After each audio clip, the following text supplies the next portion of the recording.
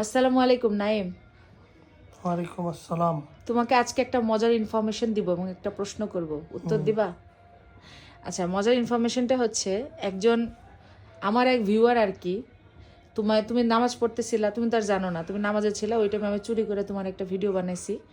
Video বানানোর পর সেটার ভিডিও আমি আপলোড করছি সুন্দর একটা মানে ভয়েস ওভার দিয়ে। তো এক হোগান নাতি আমাকে কমেন্ট করছে, মানে কি একটা আনসারি নাম হোগান নাতিটার। তো হোগান নাতিটা কমেন্ট করছে যে হ্যাঁ, তোদের মতো নামাজ দেখিয়ে দেখিয়ে পড়ি না। বুঝতে পারছো? প্রথমত আমি জানতে চাই একজন নামাজরত ব্যক্তি কেমনে জানবে যে তার ভিডিও করা হচ্ছে? এটাই, ওরা কিছু বলবো না, ওরে আমি মেন জায়গায় হচ্ছে রেখে দিলাম জিনিসটা।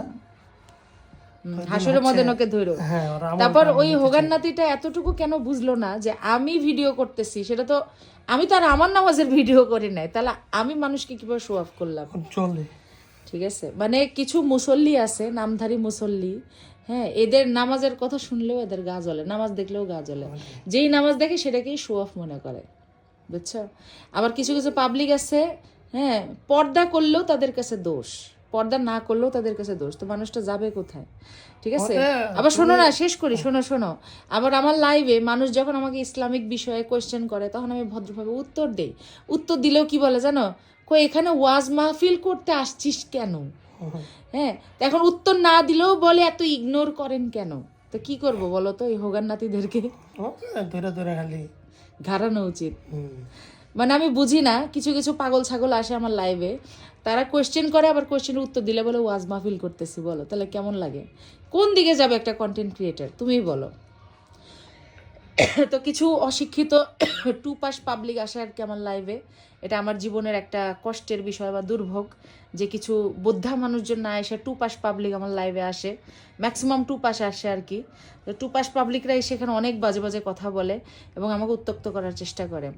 তো যাই হোক, আমার জামাই যথেষ্ট প্রোটেস্ট করে।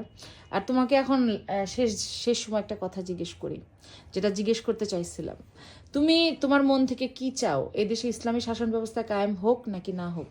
হোক। হোক।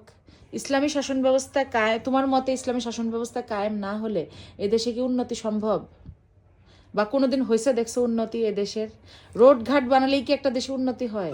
না, নাকি মানুষকে ভালো হইতে হয়, ভালো পরিবেশ গঠন করতে হয়? উন্নতি হবে না জীবনেও, যদি বাঙালি যদি এই ভুলটা আবার করে। তো যাই হোক, না, দোয়া করি যেন না করে। তো সবাই ভালো থাকবেন, সুস্থ থাকবেন। ঠিক আছে, বাই বাই, আল্লাহ হাফেজ।